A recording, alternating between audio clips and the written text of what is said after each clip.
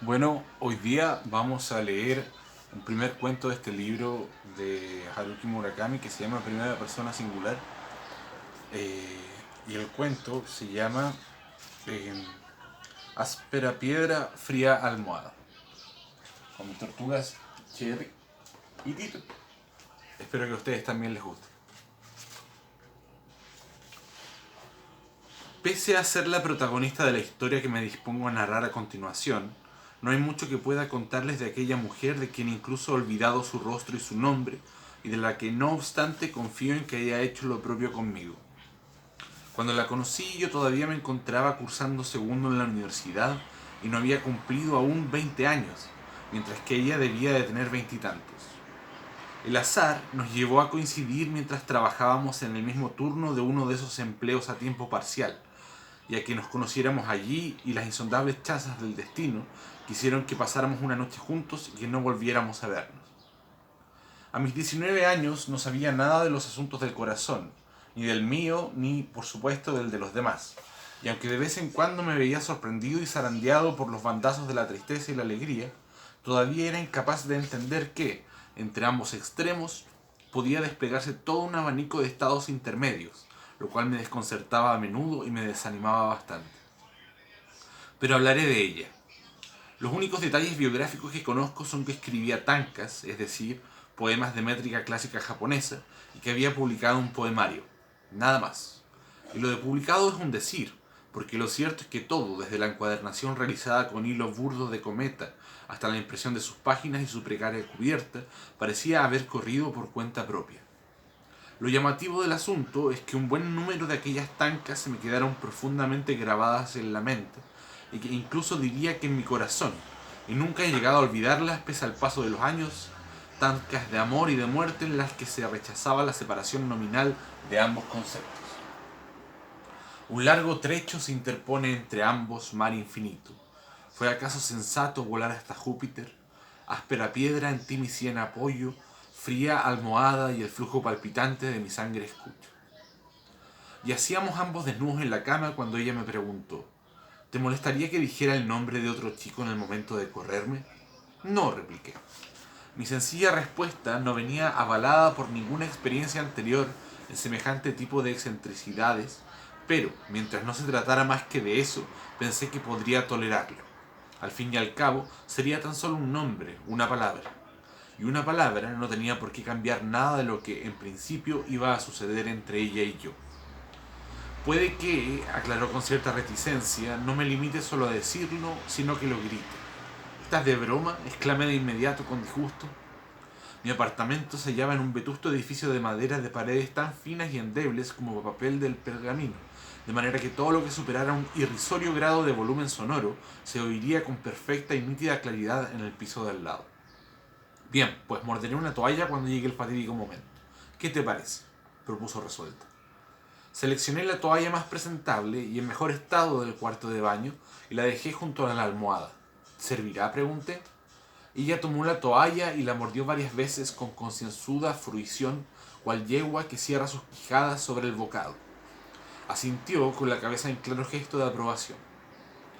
Un fortuito encadenamiento de hechos que nos había llevado a aquella pintoresca situación en la que ambos desnudos en la cama comprobábamos la validez de determinada toalla cuya función era ahogar un grito orgásmico. Por mi parte, no había nada premeditado, como tampoco creo que lo hubiera por parte de ella. Llevábamos medio mes trabajando junto a aquel invierno en un restaurante italiano de poca monta en Yotsuya, pero en puestos algo separados. Yo fregando platos o como ayudante de cocina, según fuera menester, y ella como camarera. Y apenas habíamos tenido la oportunidad de charlar con cierto sosiego. Ella era la única que nos compaginaba el empleo a tiempo parcial con los estudios universitarios, y tal vez por esa razón era, entre todos los empleados, quien se tomaba las cosas con más tranquilidad e indolencia. Había decidido dejar el trabajo a mediados de diciembre, y cierto día próximo a la fecha señalada, nos juntamos unos cuantos jóvenes empleados para ir a tomar algo a un bar cercano. Nada particularmente ceremonioso, tan solo una agradable reunión entre conocidos regada con cerveza de barril y aderezada con algo para picar a modo de despedida. Entre los numerosos temas de conversación informal que surgieron durante la hora que se alargó aquello, me enteré de que, con anterioridad, había trabajado en una pequeña inmobiliaria y como dependienta en una librería. Por lo visto, en ninguno de los dos empleos había hecho buenas migas con el jefe ni con el encargado. En el restaurante, sin embargo, no había tenido ningún problema de ese tipo, pero el sueldo era tan bajo que apenas le daba para vivir y pese a sentirse relativamente cómoda allí, no le quedaba más remedio que buscar otro empleo.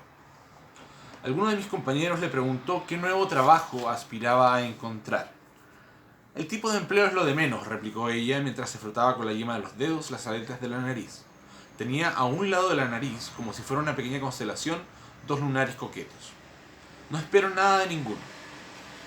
Yo vivía por aquel entonces en el barrio de Asagaya y ella en la ciudad periférica de Koganei, de modo que el trayecto más lógico para ambos consistía en coger el metro de la estación de Yotsuya y tomar la línea Chuo. Eran más de las 11 de una desapacible noche fría y ventosa cuando por fin nos subimos al metro y nos sentamos juntos. El invierno se había recrudecido rauda y sigilosamente, pillando a todo el mundo desprevenido sin guantes ni bufanda o complementos similares que de pronto resultaban imprescindibles. Cerca de Asagawa me puse en pie, ella alzó la cabeza y mirándome dijo con un hilo de voz: ¿Te importaría que me quedase esta noche en tu casa? Supongo que no, pero ¿por qué? Koganei queda todavía bastante lejos, excusó ella. Hay muy poco espacio y no veas el desorden que reina por todos lados, avisé. No importa, aseguró y se agarró a mi brazo. Y así fue como acabó mi pequeño y destartalado de apartamento. Una vez allí, le ofrecí una lata de cerveza y cogí otra para mí. Bebimos despacio, deleitándonos en el lento discurrir del tiempo. Tras apurar su lata, ella se incorporó y, como un fogonazo ante mi incrédula mirada, se desvistió con absoluta naturalidad y se metió en la cama. Ni corto ni perezoso, decidí desnudarme yo también y, tras apagar la luz, me metí en la cama entre cuyas sábanas nos abrazamos torpemente, tratando de entrar en calor. La noche era gélida, pese a los esfuerzos de la estufa de gas, cuya pequeña llama apenas iluminaba la habitación. Permanecimos un buen rato en silencio. Aquel repentino e inesperado desarrollo de los acontecimientos no nos lo puso fácil para encontrar un tema de conversación que no sonara forzado o postizo. Fuimos entrando en calor y nuestros cuerpos perdieron la rigidez inicial y se fueron relajando, abriendo la vía a un nuevo flujo de sensaciones en la piel. Jamás había imaginado un grado tan intenso de intimidad como el que estaba experimentando. Fue entonces cuando me hizo la pregunta a que me he referido más arriba. ¿Te molestaría que dijera el nombre de otro chico en el momento de correrme? Supongo que se trata de alguien que te gusta, no, comenté, una vez preparada la toalla. Sí, claro que me gusta, admitió con desparpajo. Muchísimo, mucho, no me lo quito de la cabeza. Pero él pasa completamente de mí. ¿Qué digo? No solo no le intereso, sino que está metido hasta la médula en una relación seria con otra persona. Ya ves tú. Pero intuyo que os veis de vez en cuando. Me llama por teléfono cuando le apetece acostarse conmigo, replicó ella. Como quien pide comida a domicilio, ¿sabes? Ante semejante declaración no se me ocurrió qué decir y guardé silencio. Ella deslizó entonces su dedo índice por mi espalda como si trazara las líneas de una figura geométrica o escribiera una palabra. Dice que soy fea, pero que mi cuerpo es de matrícula de honor, informó. No estuve de acuerdo en que fuera fea. Si bien nadie afirmaría que su rostro era de una belleza canónica, el caso es que tampoco se me antojaba especialmente feo. No consigo recordar, sin embargo, detalle alguno de sus rasgos y me veo, por tanto, incapaz de ofrecer una descripción fidedigna que pudiera ayudar al lector a informarse de una imagen de ella. ¿Y acudes a sus llamadas?, pregunté. ¿Qué remedio me queda? Ya te he dicho que me gusta mucho, replicó con tono de obviedad. Además, de vez en cuando me gusta que el calor de un cuerpo masculino me conforte. Me quedé pensando en sus palabras. No acertaba a entender con exactitud ese tipo de anhelo en una mujer. ¿Cómo era ese sentimiento en concreto al que se refería? Creo que es algo que nunca he llegado a entender ni siquiera hoy. Enamorarse de alguien es como contraer una enfermedad mental no cubierta por el seguro médico, declaró en un tono plano y monótono como si leyera un letrero. Supongo que tienes razón, convine con honesta admiración. Así que ya sabes, tienes vía libre para pensar en otra mientras lo hacemos, sugirió. No irás a decirme que no tienes una musa de tus pensamientos, ¿no? La tengo. Entonces, grita su nombre en el momento del orgasmo, propuso animosa. Evidentemente no seré yo quien te reproche que lo hagas. Consideré la posibilidad, pero no la llevé a cabo. Hicimos el amor y eyaculé en silencio. La relación que había mantenido con la chica de mis pensamientos se había deteriorado por determinada circunstancia y no había vuelto a recuperarla del todo. de modo que gritar apasionadamente su nombre en el momento del clímax se me antojó pueril. Por el contrario, mi compañera de cama se lanzó sin reparo en caída libre a un frenético grito que apenas logré sofocar colocándole la toalla entre los dientes justo cuando se disponía a chillar. Por cierto, qué dentadura tan fuerte y compacta la suya. Sería la admiración de los dentistas. ¿Qué nombre salió de su garganta y quedó amortiguado a duras penas por la toalla? Vuelvo a preguntármelo ahora, y aunque no lo recuerdo en exactitud, sí sé que era de lo más vulgar y corriente. Sé que me llamó la atención el hecho de que un hombre tan insulso pudiera albergar para ella una carga de sentido tan potente como para desear gritarlo con todas sus fuerzas. Sin duda, en las condiciones adecuadas, un simple nombre o una palabra bastan para conmover el corazón humano. Al día siguiente tenía una clase a primera hora de la mañana y debía entregar un ensayo para la evaluación del primer cuatrimestre. Evidentemente no hice ninguna de las dos cosas y ello me causó considerables quebraderos de cabeza. Pero esa es otra historia que no viene del todo al caso contar en esta ocasión. Nos despertamos casi al mediodía e inmediatamente me levanté para preparar un café instantáneo y unas tostadas. Cogí unos huevos que quedaban en la nevera y mientras los cocía una embriagadora sensación de entumecimiento recorrió mi cuerpo bajo la deslumbrante luminosidad del sol que brillaba desde su cenit con inusitado esplendor dominando el azul raso e inmaculado del cielo. Mientras mordía una tostada untada de mantequilla, ella me preguntó: ¿qué estudias en la universidad? Literatura, respondí. ¿Aspiras a convertirte en novelista? No especialmente, repliqué con sinceridad. Al menos no estudio literatura con ese objetivo concreto. En realidad, no solo no tenía particular intención de escribir novelas, sino que ni siquiera se me había pasado por la cabeza la idea de llegar a hacerlo, pese a que en mi clase había un abrumador número de estudiantes que habían expresado públicamente su ambición de convertirse en literatos. Ante semejante confesión por mi parte, ella pareció perder al instante el interés que pudiera tener en mí si es que había tenido alguno.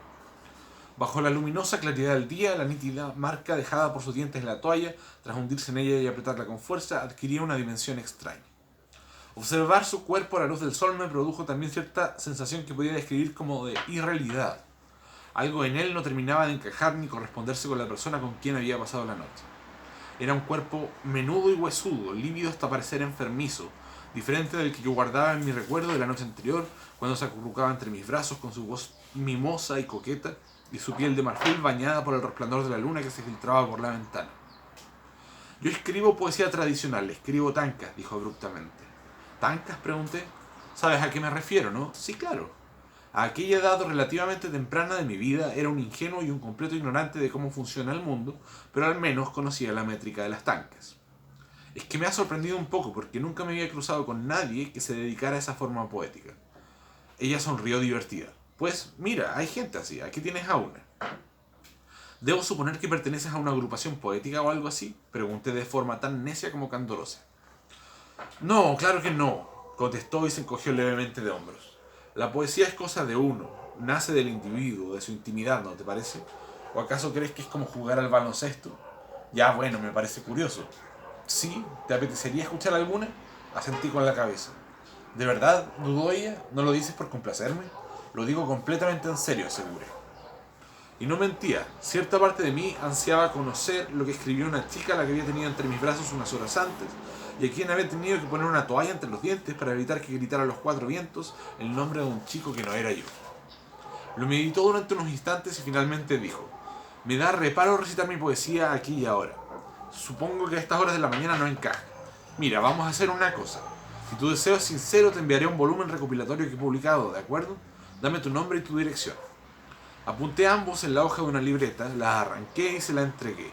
La tomó y durante unos instantes contempló lo que había escrito, luego dobló el papel por la mitad, lo dobló una vez más y lo guardó en el bolsillo de su gastado abrigo verde pálido, en cuyo cuello redondo llevaba un broche plateado con motivos florales de lirios de los valles.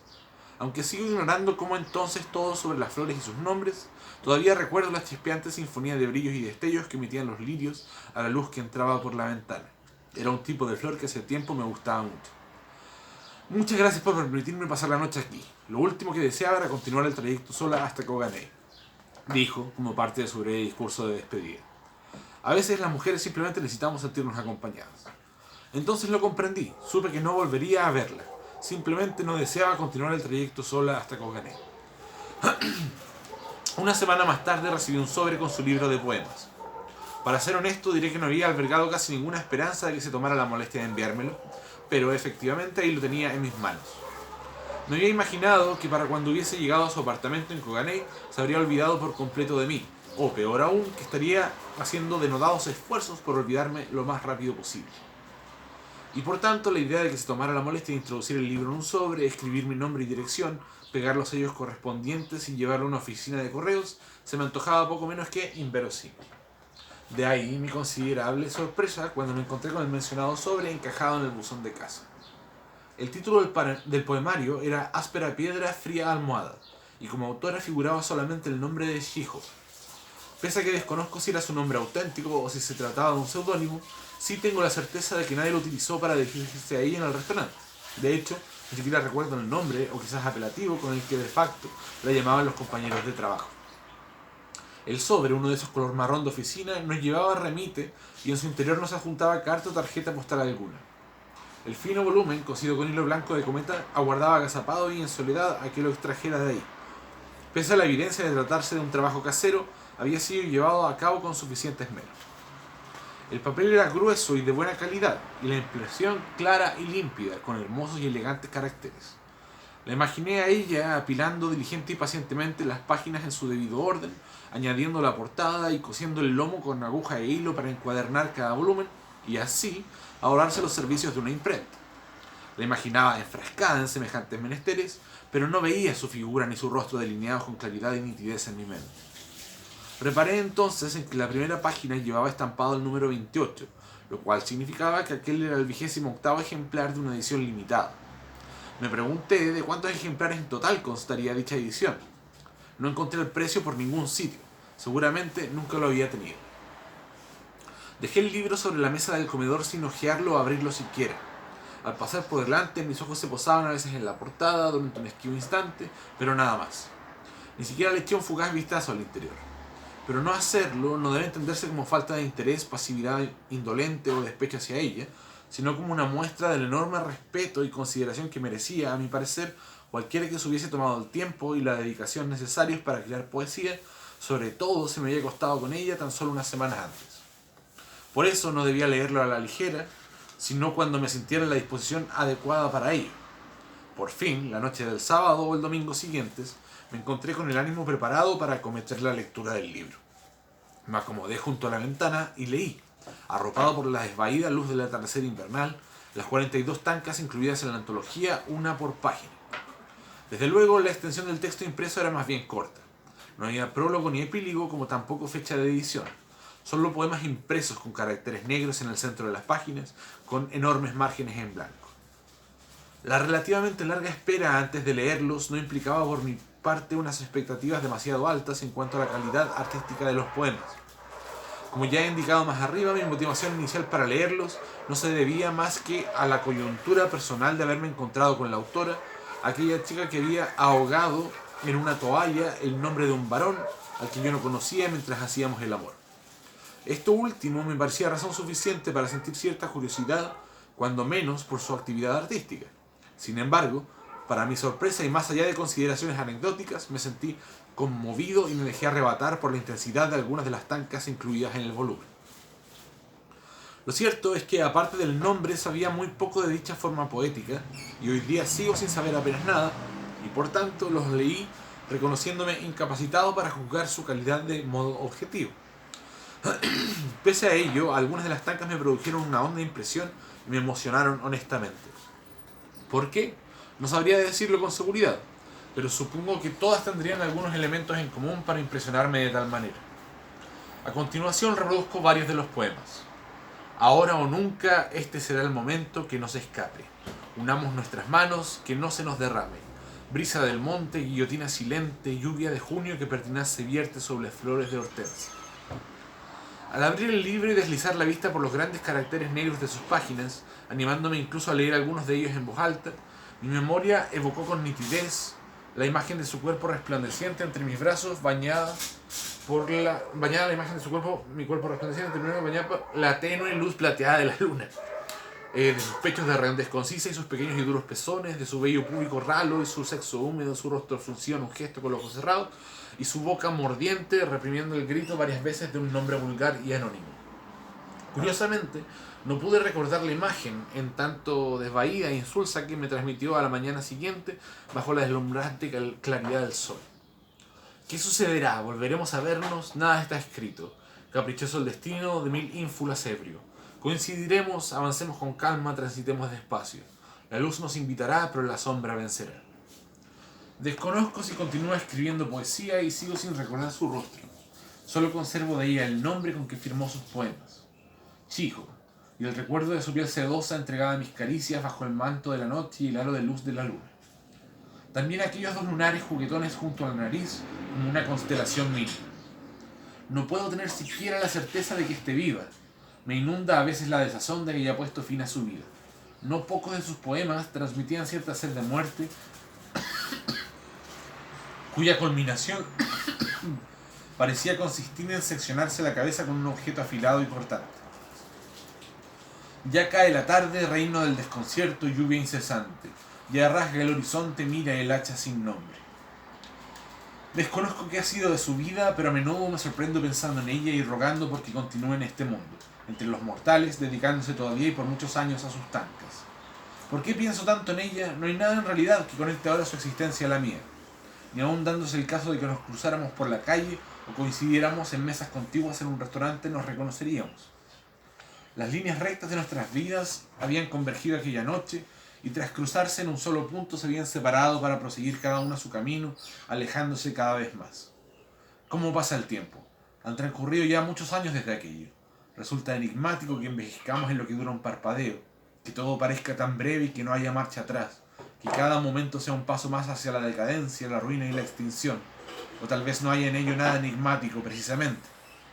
El lapso que dura un parpadeo basta para que una cantidad ingente de cosas transite del ámbito de la existencia al de la inexistencia, arrastradas como hojas de otoño por el viento frío de medianoche, sin dejar tras de sí vestigio alguno, solo recuerdos difusos en cuya imagen uno no puede confiar. Y esto le sucede tanto a lo que tiene nombre como a lo que carece de él. Llego a preguntarme incluso si es posible comprender qué ocurrió entre ella y yo aquella noche, qué tipo de lazo nos unió. Al menos las palabras permanecen a nuestro lado si tenemos suerte. Son seres fabulosos que trepan hasta lo alto de una escarpada cima con la llegada del atardecer y se ocultan en el interior de pequeños agujeros excavados en la tierra a su medida, borrando toda prueba de su existencia en medio del bramido del viento. Con la llegada del amanecer el viento amaina y las palabras supervivientes se asoman sigilosas, en actitud tímida y remisa, con tendencia a la polisemia, suficientemente preparadas no obstante para ejercer de testigos del mundo con imparcialidad y honestidad. Al ser humano, sin embargo, no le será fácil hallar, recabar y conservar vocablos. Para ello tendrá que recurrir en ocasiones al propio sacrificio incondicional, a apoyar la cabeza sobre la áspera y fría superficie de una almohada de piedra y ofrecer su alma bajo la luz blanca de la luna. Quizás nadie más que yo en el mundo guarde el recuerdo de los versos de ella, y estoy casi seguro de que nadie puede recitar de memoria ninguno de ellos. Quizás todos los ejemplares de su librito de poemas devotamente encuadernados con hilo de cometa e impresos por ella misma hayan desaparecido y caído en el olvido, a excepción del marcado con el número 28, absorbidos por el enorme vacío de insondable oscuridad que se abre entre las órbitas de Saturno y Júpiter. Quizás ni siquiera ella misma, considerando que aún viva, recuerde aquella afición poética que tal vez solo perteneciera a su época de juventud. Es incluso altamente probable que mi capacidad para evocar algunas de sus tancas no se deba más que a la asociación establecida por mi mente entre estas y la marca de dientes que dejó en el blando tejido de la toalla. A nada más que eso. Y entonces, ¿qué sentido tiene? ¿De qué me sirve llevarlo anclado en la memoria? ¿De qué me sirve sacar, como hago de vez en cuando, el libro ya descolorido del cajón donde lo guardo y volver a leerlo? ¿Qué sentido y valor tiene? No lo sé. Es más, lo desconozco por completo. Solo sé que, sea cual sea su significado, ha sobrevivido al resto de las palabras y los recuerdos. Todos los demás ya se fueron, se desvanecieron para siempre, convertidos en polvo. En ti descanso, mi testa polvorienta, almohada pétrea. ¿Serás tú quien la sigue o seré yo quien lo haga? Ese es el primer cuento, espero que lo hayan disfrutado. Quizás en otro momento vamos con el segundo. Haruki Murakami. Cherry, Tito y su servidor.